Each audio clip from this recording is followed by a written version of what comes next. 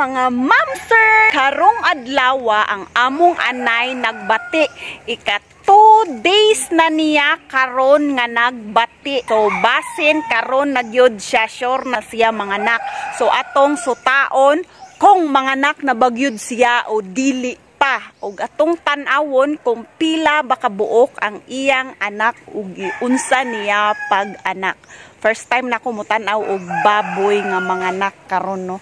Pobre man mi no, pero walay atik, walay char. First time na ko mutan-aw og baboy nga manganak. So let's go! Come on! Tingnan nyo ang bilis ng mga kamay, diba? O, andito na pa pala. Huwag na kasing pilitin magtagalog. Yan tuloy, nabubulol ka. Bisaya na lang ka. Sige, bisaya na lang ko. Kahit nabulol lang ko yung magtagalog ko. Gikatawan, hinuon ko nila. Sa karon si tatay naka-standby, no? Kay si nanay pa man ang naka-on duty karon, char. Naka-on duty sa baboy nga iyahang giugay-ugay kay para maka-plaster. Ug tarong ang baboy kay sakit baya nino basta magbati ka. Mura gud pod ni silag tao masakitan. So, para maka-plaster siya og males ang iyang kasakit, giugay-ugay siya ni nanay. Hoy, giugay-ugay. Kagilok ba, charis. So, ning utong na siya, no? Murag nalisdan dinhi ang dapita ang amo ang baboy kay murag medyo dako-dako gyud ni ang iyahang first baktin nga ni gawas. Kay niabot gud og 2 days ang iyahang pagbati, no. So kami nila kuya, ate naagihapon mi diri naka-standby sa kulungan sa mga baboy. Hangtod ang ako ang dagway na ingon na sad og baboy. Charis lang. So mao din na ang baktin o nga ning gawas no gikulong namo.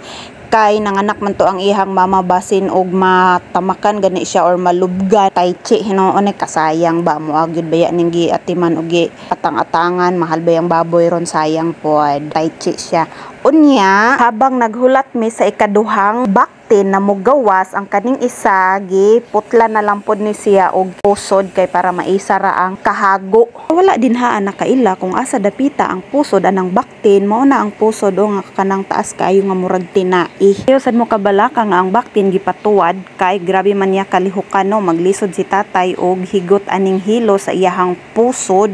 Unya basin matingala na pod mo kung nganong higtan niya ang iyahang pusod og hilo ingon na naon gyud ni siya kay para ang iyahang dugo mapugnan no inigputol aning pusod. Unya dili pud nato ni puukon iyahang pusod kay basin mamatay unya no ikaw daw puukon ang imong pusod dili baka matay chi.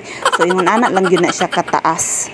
O diba nakita man siguro ninyo no nga grabe kalihok ning baktina ni. Ay nako lami tang paroson, charis lang. Nya mangutana mo unsa gigamit sa pagputol blade ang gigamit ana pagputol kay para hait kay katanan diretso na. Tan-awan ninyo ni mga mamsir kung kato ganina ulo ang ni una og gawas ay haka ni tiil og ikog kung baga sa tao pa ni suhi ni siya nga baktin na ingon ana pud no sa baboy no na suhi-suhi. O sa wala makahibalo kung unsa nang suhi nga ako ang ginamin ang kanang suhi mao kana siya og sa tao pa manghihilot na siya or masking dili ka manghilot basta suguon ka og pahilot makaayo ra ka maskin pag-imuhan ng gilamo-lamo din haa ang lawas sa imuhang hilutan or gitouch by touch ra na nimo makaayog yud ka kay suhi man ka.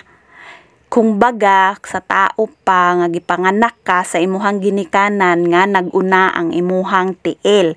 Same gihapon na kaganina sa baktin nga kita ninyo nga naguna ang iyahang tiil. Mao to suhi pud to siya. Swerte lang ang baktin nga nasuhi siya kay baktin siya walay manugo niya maghilot kundi kaon tulog lang siya, o diba? Si tatay na pud ay naka-duty karon no og ako ang ate niya si kuya nanapong siya baho kog utot ya. Ako pwede na sorry lang kayo ha kay ganina ra manggugo ka utoton gyud ako napugngan. Kumusta man ka diha ti murag stress man kaayo ta. Smile pod abi pa lang gidaog-daog ana ba. Tanawa kong tatay og gitudloon niya ang baktin nga maging independent. Nakatutok lang ni tatay sa baktin. O tanawa na ning kamot na siya kay kahibalo siya akong tatay isog kaayo, charis lang. Speaking of isog di ay no nanon gyud ni akong tatay dinhi sa mo ang barangay. Isog, istrikto mo na ilahang mga impresyon. Aw kinsa po'y dili maisog ug dili maistrikto no kung ang imuhang katungod ilahan ng giapak-apakan sa mga taong hilabtanon. Charis lang murag naay gipagdaanan. Joke ra. Kabalo ba mo mga mamsir sa mga wala kahibalo ang among lifestyle diri sa amo ang bukid. Simple lang yun kaayo no. Sila nanay og tatay magmata og sayo kay moadto sa uma. Unya mag-atiman aning mga baboy dinhi sa amuang bukid.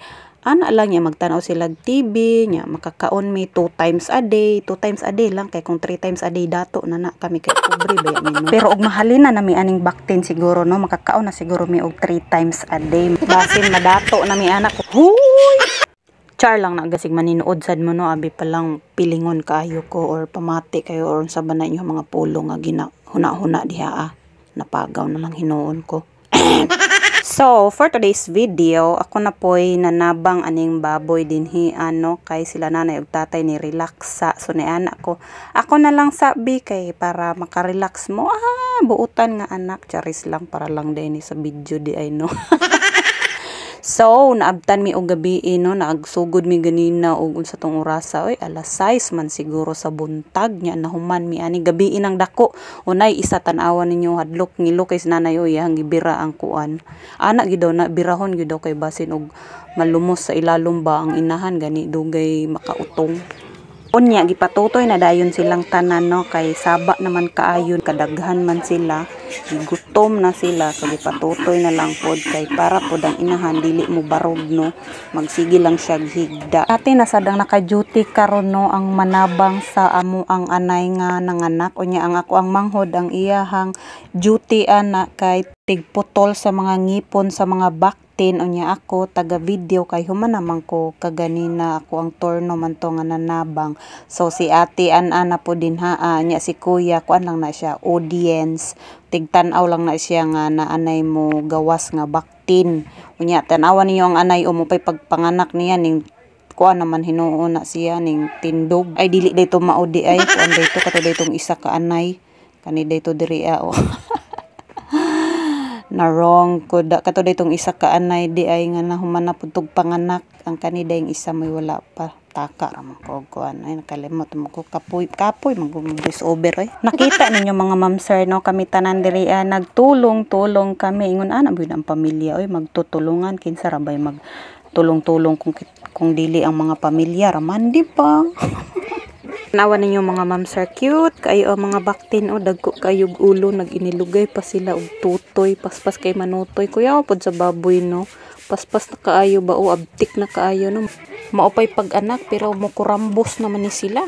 So 8 na kabuok ang anak sa baboy karon tapos nasgipatutoy na ang mga baktin kay saba kaayo di sila makatutoy unya ang inahan mo tindog siya maong di patutoy na lang hinay-hinay na lang nako pod og istorya kay pagbanha manggod mo tindog siya madisturbo. Let's see.